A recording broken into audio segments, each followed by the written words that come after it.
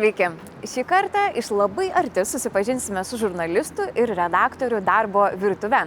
Apie šios srities specifiką, kasdienius iššūkius ir džiaugsmus, kelią į sėkmę šiandien pasidalins dviejų visiškai skirtingų žurnalistikos žanrų atstovai, kurie negailės ir asmeninių patarimų, kokiusgi žingsnius žengti, kad ir jums pasisektų šioje srityje.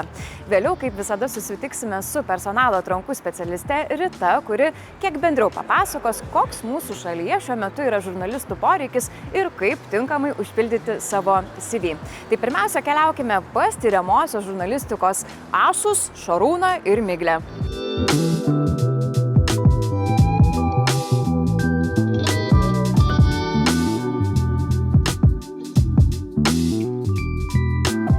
Tai sveiki. Labas. Ačiū pirmiausia, aišku, kad čia pasikvietėt į savo būstą, ten, kur ir dirbat kasdien, suprantu. Kodėl jūs pasirinkot būtent tyriamosios žurnalistikos žanrą, tokį, kur reikalauja turbūt ir daugiausia laiko, ir daugiausia ryžto, ir pastangų, ir kantrybės? Gal Miglė, nuo jūsų galim pradėti. Aš žinau, ką Šarūnas pasakos, bet aš tai trumpiau papasakosiu. Tai studijų kelyje, aš rinkausi žurnalistikos studijas, mačiau save kaip žurnalistę būsimąją, man pritrūko gylio ir prisipažinsiu, aš nemokėjau rašyti naujienų žinutės. Man parašyti naujienų žinutę buvo kažkas tokio, galvoju, tai čia viskas? Čia tik tiek, o tai kur, kas, kodėl, ta prasme, kodėl čia vyksta, o tai gal pasigilinkim, ar ten viskas taip gerai. Man trūko gylio ir kai Šarūnas atėjo pas mus į universitetą supažindinti su pačiu žanru, man buvo toks klik galvoj, toks, tai va, kur man reikia. Čia yra ta sritis, kur aš matyčiau tą gylį. Tai aš iš to nemokėjimo parašyti naujienų žinutės atradau savo sritį. Kaip sako, silpnybę paversk stiprybę. Puikiai gavosi realizuoti. O Šarūnai, jūsų atveju kaip buvo? Tai iš tikrųjų tyriamoji žurnalistika reikalauja baisiai daug laiko, baisiai daug energijos, baisiai daug nervų, baisiai daug visko, bet kartu tai yra dalykas, kuris turi baisiai daug potencialo. Tai yra būtent tas sritis, kur tu kaip žurnalistas dažniausiai iš tikrųjų gali kažką pakeisti.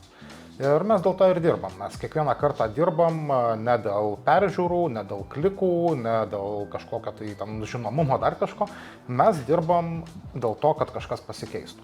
Mes matom problemą ir mes bandom ją išspręsti savo priemonėmis, tai yra įrodant, kas čia yra negerai, parodant problemos esmę ir tikintis, kad viešumas padės tą problemą išspręsti ar bent jau sumažinti. Bet vis tik tai įdomu ta priešistorė ir jūsų atveju, kada jūs atėjote į šitą vietą, kaip jūs, ar iškart baigęs tik tai žurnalistikos studijas, iš karto pirmas dalykas, bet įdomu truputį, kad papasakotumėte. Aš 3 kartus neįstojau į žurnalistiką. Ir aš esu nieko nebaigęs, tai esu labai prasta medžiaga švietimo ir išsilavinimo propagavimui, bet jo, aš esu savamokslis. Aš esu savamokslis ir tiesiog dirbau, mokiausi ant savo durnos galvos, atleiskite už išsireiškimą, bet savo laiku tiesiog pamačiau, kad čia yra tai, ką aš noriu daryti. Tuo metu, kai aš pradėjau maždaug čiupinėtis, kas ta tyriamoji žurnalistika ir mokytis ant savo galvos, tas žanras Lietuvoje buvo praktiškai miręs. Aš to ėmiausi savarankiškai mokytis, galima sakyti, prieš kokį 12-13 metų. Ir pamažu tiesiog mokiausi, dariau dalykus, tada susitikau su nuostabia kompanija iš globalaus jau šiuo metu tyriamosios žurnalistikos centro OCCIP ir supratau, koks aš prastas žurnalistas ir norėjau užaugęs būti kaip jie. Tai labai įkyrus buvau, labai lindau jiems į akis, sakau, darom kažką kartu, nieko nesuprantu, bet darom kažką kartu ir va taip pamažu. Iš tikrųjų tas darbas su užsienio kolegom prie tarptautinių tyrimų, jis iš tikrųjų ir padėjo pamatus tam, ką mes turim dabar. Bet kaip įdomu, o kaip tą ryšį atradot, kontaktą su jais? Įkyrumo būdu. Tiesiog... Rašėt milijoną laiškų, ar ne, kol galiausiai vieną atrašė? Ne milijoną. Ten gėdinga paslaptis buvo tokia, kad atvažiavau į mokymus, nieko nesupratau, bet man labai patiko, tai nusprendžiau po metų vėl sugrįžti ir taip, kol pradėjau suprasti. Bet iš tikrųjų tai Miglė turbūt patvirtins, šito lauko žmonės, jie turi kažką, pagal ką viens kitą atpažįsta ir identifikuoja. Čia nežinau, ar kaip kažkoks religinis judėjimas, ar kažkas tokio. Iš tikrųjų mes vienas kitą kažkaip tai užuodžiam ir kai tu matai savo žmogų, tu žinai, kad su šituo žmogum tu nori dirbti. Geras. O tuo metu, kai sakėt, kad nelabai Lietuvoje buvo to žanro apskritai, tai kur gavot medžiagos, iš ko mokėtės pirmuosius metus? Iš savęs ir savo klaidų tame tarpe. Iš tikrųjų, čia paneigiant galbūt vieną iš mitų, kiek daug baisiai galingų ir superinformuotų šaltinių turi žurnalistai, galbūt ir yra tokių žurnalistų, bet mes ne tarp jų. Aš, tarkim, tikrai daugiau negu pusę, turbūt apie 70-80% savo medžiagų grindžiu popieriais. Aš lindžiu prie kompiuterio, nardau internete ir taip švaistau savo laiką ir labai mėgstu dokumentus. Ir būtent iš dokumentų labai dažnai iš tikrųjų ir išsivynioja visa istorija. Tu randi vieną gabaliuką informacijos, jis tave sudomina ir tada ieškai, kur tie pėdsakai veda.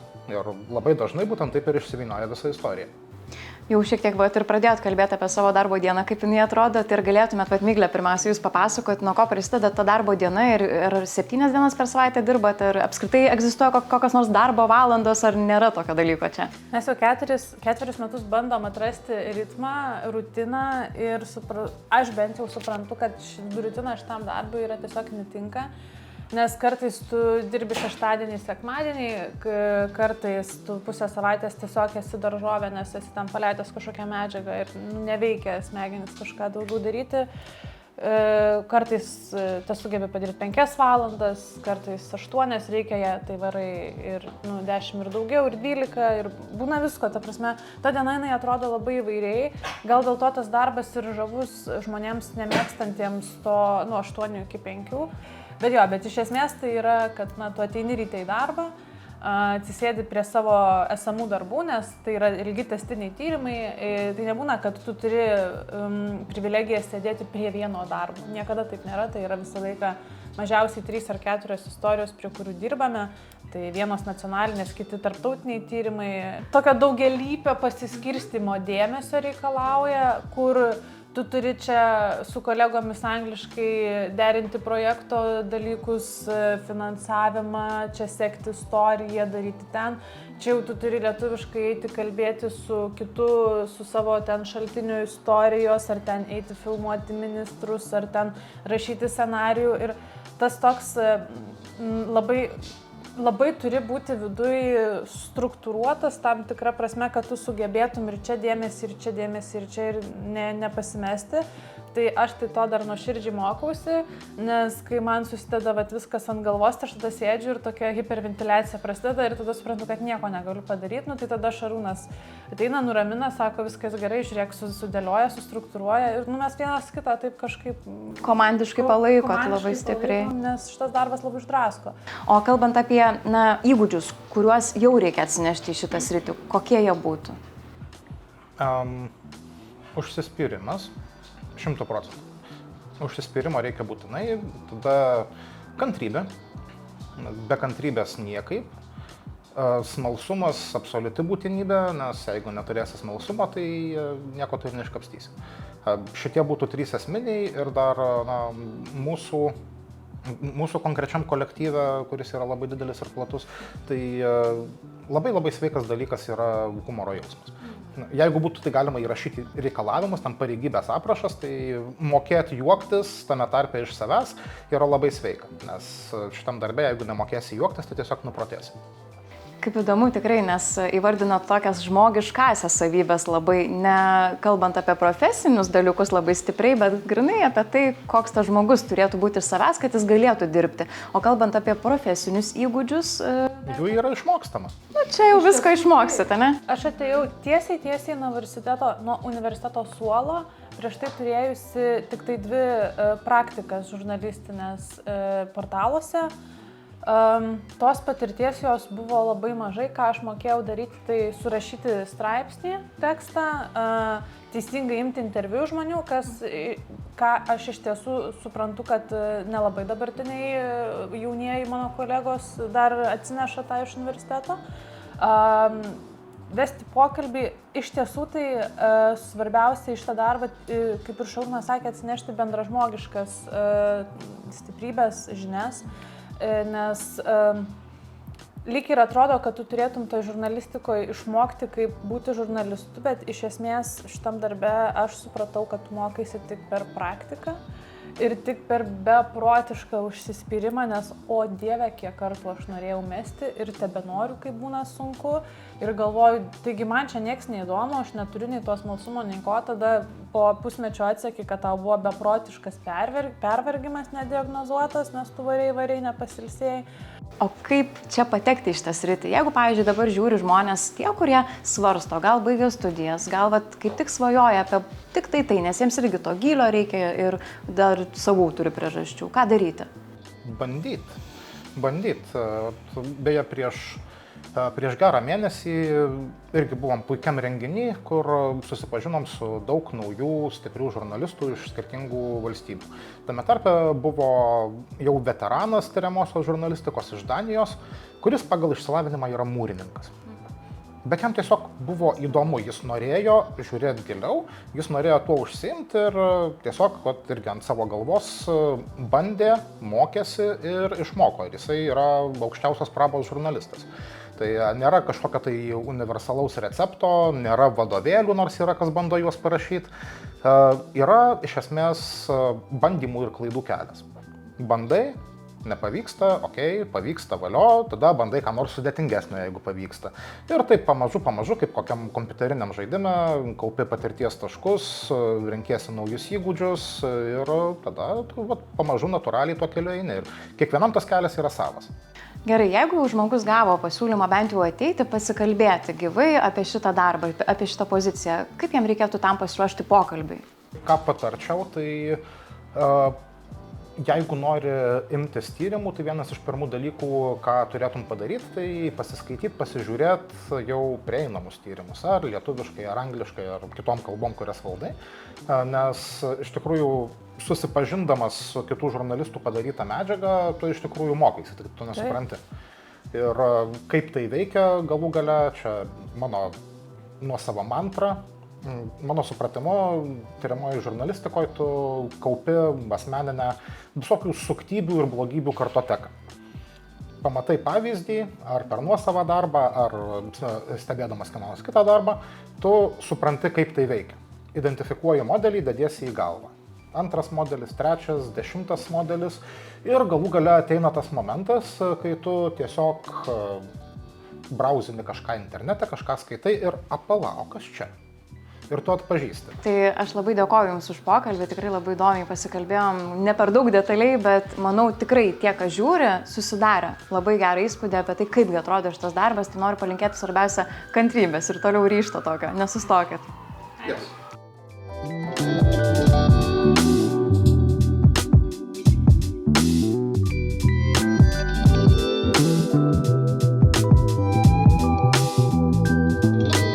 Na, o dabar esame Delfi TV studijoje, kur netrukus kalbėsime su profesionalia žurnaliste, visai šviežiai tapusią politikos skiltės redaktorę naujienų portale Delfi, Dainora Pankūnė. Sveika, Dainora. Labas.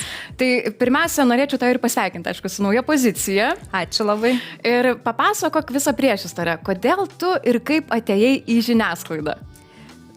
Kažkaip gal keistai nuskambės, bet aš nepasirinkau žiniasklaidos, žiniasklaida pasirinko mane, čia taip skambiai labai gal atrodo, bet panašiai ir buvo iš tiesų. Aš įstojau, mano pirmos studijos buvo geografija, aš pradėjau dirbti aplinkosaugoje, tiesiog po to panorau pakeisti studijų kryptį į politikos mokslus ir toliau dirbdama savo ramiai aplinkosaugoje pradėjau mokytis politikos mokslus ir mano dėstytojas buvo Eltos politikos redaktorius ir dabartinis Benas Brunalas. Kitomis aplinkybėmis netyčia susitikom ir jisai sako, aš pamenu, kad tau sekas rašyti. Sako, gal tu norėtum išbandyti. Aš aplinkosaugoje jau buvau dirbus daugiau nei 4 metus.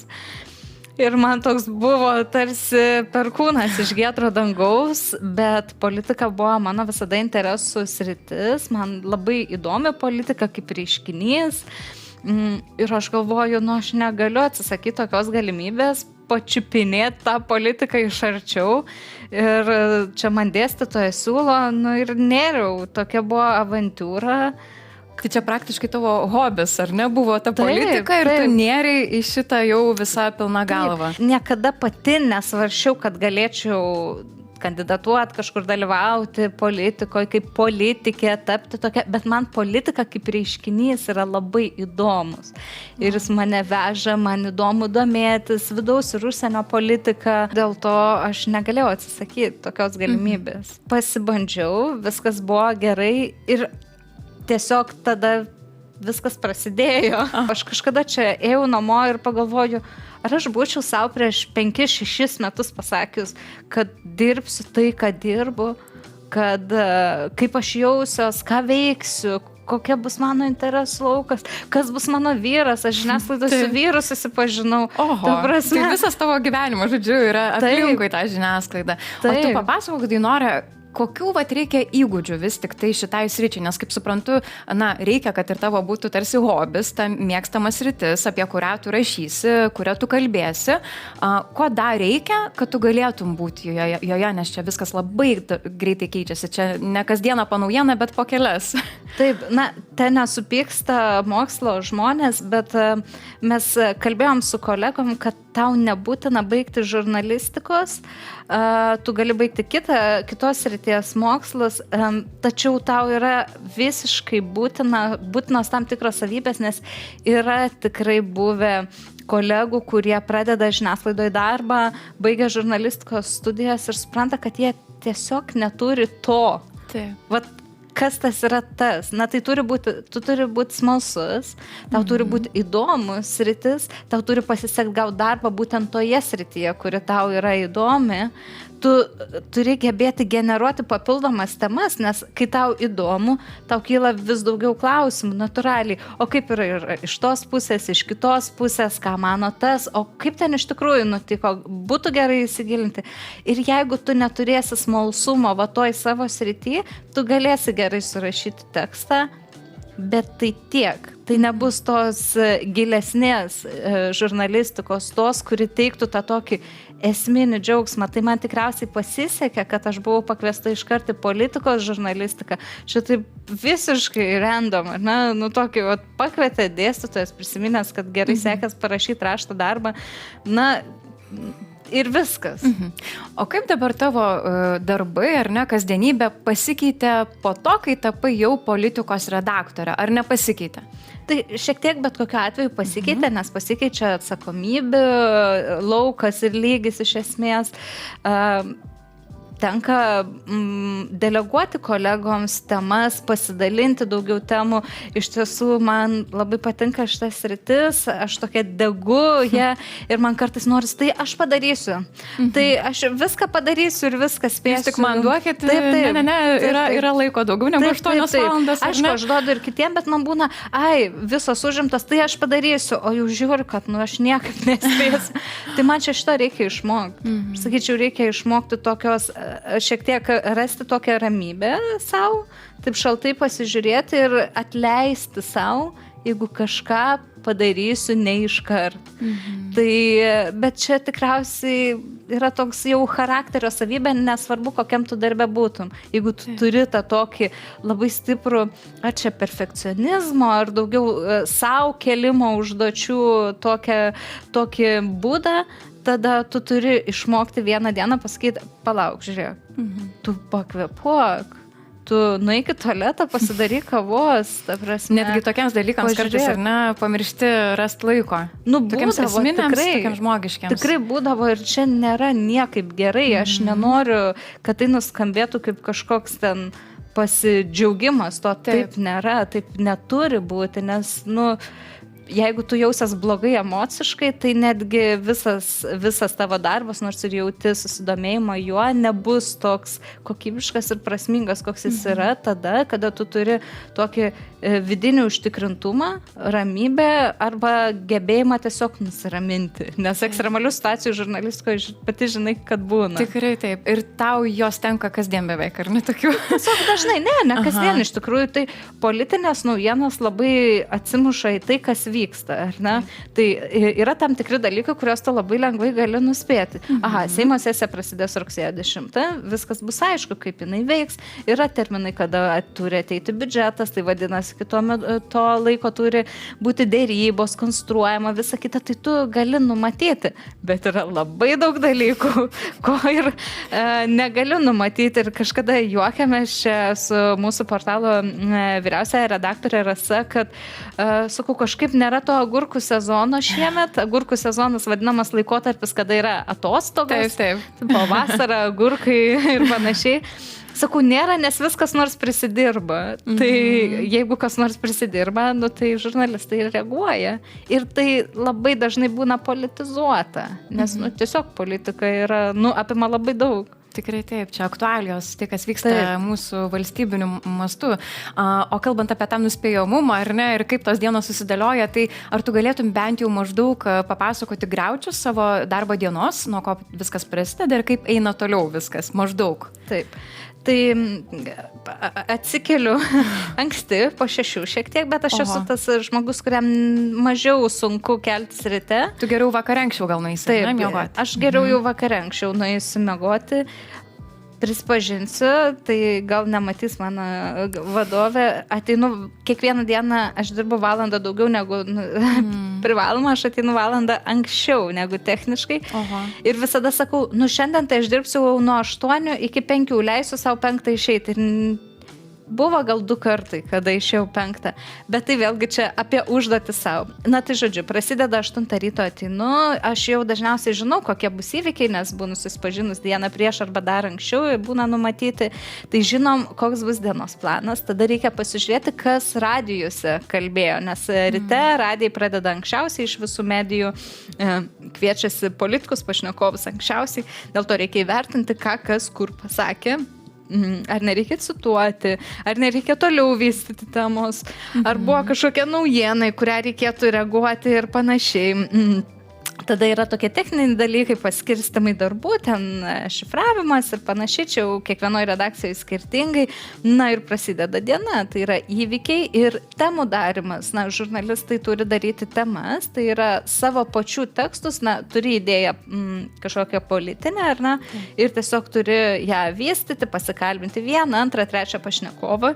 Na, tai su kolegom ir aptari, kas ką šiuo metu daro, ką dar galima padaryti, gal kilo naujų minčių, gal kilo naujų idėjų, gal tos idėjos buvo padiktuotos radijoje kalbėjusio politiko. Tai ir toliau diena taip verda, yra spaudos konferencija, lekia kažkas į spaudos konferenciją, yra komentarai prie prezidentūros, Seimo ir vyriausybės, kažkas eina ten, arba bent jau paklauso, dėliojamės, Delfi turi puikią galimybę, televizija turi, mes turim operatorius, pasitelkiam, tariamės, kur kas gali ir panašiai, yra nesibaigiantis toks puodė verda koldūnai, bet jie niekad neišverda. Tu taip lauki ir kažkaip jie. Tu maišai, kad neprisviltų ir tu visada maišai. Geras palyginimas, tikrai. Jau dabar, kai žmogus gavo pasiūlymą ateiti į darbo pokalbį, ar ne, ir nori tapti politiko žurnalistu, ką jam patartum, kaip jam pasiruošti tam darbo pokalbiui? Geras klausimas. Jeigu jis nori žurnalistu būti, tai aš jau taip tikiuosi, kad jis žinos, kas vyksta, kad tapsime, jis turėtų žinot politikų vardus, pavardės, vyriausybės narius ir panašiai. Tai čia yra toks basicas, bet žinau, kad yra buvo įvairių atvejų. Ir tiesiog gebėti, pavyzdžiui, atsakyti į klausimą, o kokia tema tau būtų dabar įdomi, kuri būtų aktuali. Čia irgi yra labai svarbu, ne tai, kas tik tau įdomu, bet kas būtų ir aktualu, nes skaitytojui yra įdomu tai, kas yra aktualu iš tiesų. Čia priešingai nei su kelionių arba gyvenimo būdo ar ne žurnalistika. Politinio teksto skaitytojui yra svarbus ir aktualumas. Tai tu įvardink, kas tu būtų įdomu ir ką tu kalbintumės. Atsakyk į klausimą, ką tu kalbintumės. Ir kai žmogus įvardina, ką jis kalbintųsi, tai parodo labai gerą vaizdą, kaip jis supranta žiniasklaidą, kad ar tu paimi tik vienos pusės nuomonę, ar tu paimi abiejų ir ar tu paimi kažkokį tai žmogų, kuris galėtų, bent jau tikėtina nepriklausomai įvertinti ir pakomentuoti tą situaciją. Tai manau, kad turėti pasiruošus tokių reikėtų. Puikiai, ačiū tau labai, Dainora, Ačiū už tau patarimus ir aišku, ir už tavo istoriją. Labai įdomi ir linkiu kuo greičiau rasti tą balansą tarp darbo ir tarp asmeninių dalykų ir tavo pačios poilsio. Asmeniškai čia man yra dabar didžiausias uždavinys. Tai stiprybės tau pasiekiant ir sėkmės. Ačiū.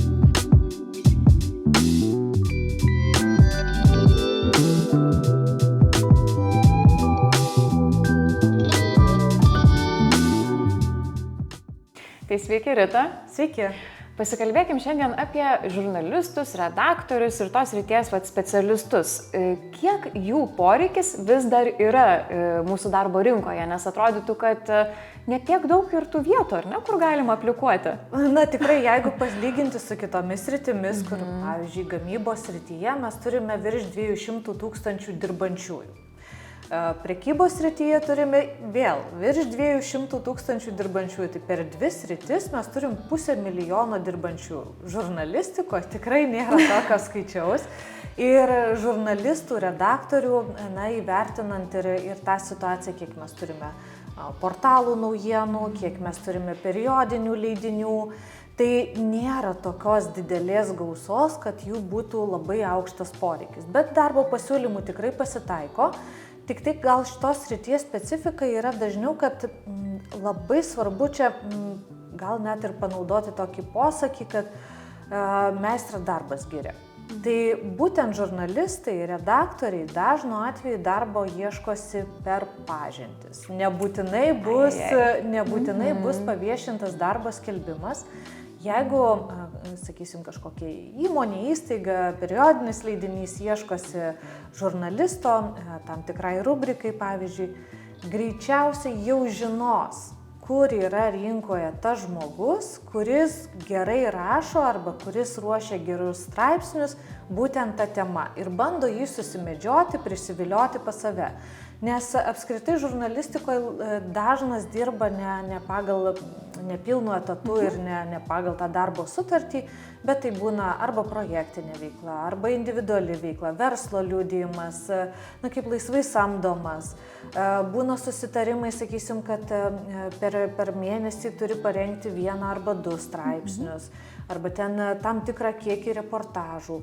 Tai tas sritis tuo ir įdomi, kad žmonės dirbantys žurnalistikoje, viešuosiuose ryšiuose, jie yra gan tokie lankstus ir migruojantis darbo rinkoje. Gali būti, kad vienu metu dirba ne viena įmonė ir ne pas vieną darbdavį ir tenka pasinaudoti visomis savo galiomis, kaip sutilpti laike, kaip greitai prisiderinti prie situacijos, nes žurnalistikoje vėlgi būna ir tokių ekstra reportažų, kur reikia greitai reaguoti, kur nebūtinai tu gali sau leisti kažkur nuvykti arba parašyti po 2 valandų. Reikia vykti čia ir dabar, rašyti čia ir dabar. Tai labai tokia dinamiška sritis. Žmonės joje dirbantys vis tiek domisi daug kuo.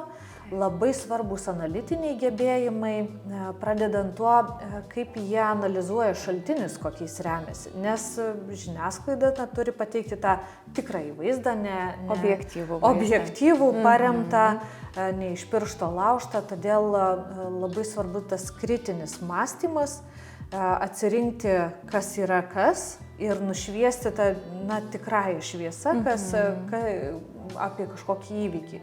Vėlgi raštingumas, čia gal pagrindinis reikalavimas, jeigu žurnalistas arba korespondentas, tai tada gera dikcija, artikuliacija, vėlgi lietuvių kalbos taisyklės, kad būtų viskas tvarkingai, jeigu redaktorius, tai teksto, kad nebūtų stiliaus, gramatikos klaidų. Tikrai raštingi žmonės, gebantys valdyti žodį, plunksną ir kitus atributus, greitai rašantis ir turinti savo stilių. Tai kiek matome, tai darbo skelbimuose būna įvairių variantų, kad, pavyzdžiui, ieško tam tikrai sričiai.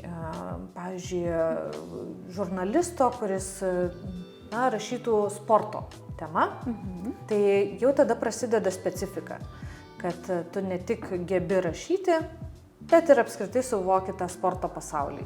Žinai taisyklės, žinai, kas yra kas, atsirenki, tai yra domėjimasis tam tikrą sritimi. Bet ir būna bendro pobūdžio, ieškomi žurnalistai, redaktoriai, kurie turi suvokti daugybę sričių, greitai perprasti informaciją, greitai suvokti, kas čia vyksta, atsirinkti ir pateikti tą tikslę informaciją.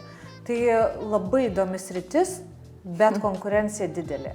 Ir pasiūlymų tikrai nėra daug. Bet jeigu turėsite gerą vardą, jūs žinos, kaip greitai reaguojantį, užtikrinantį kokybę, tai manau, tiesiog darbą bus susirasti daug lengviau.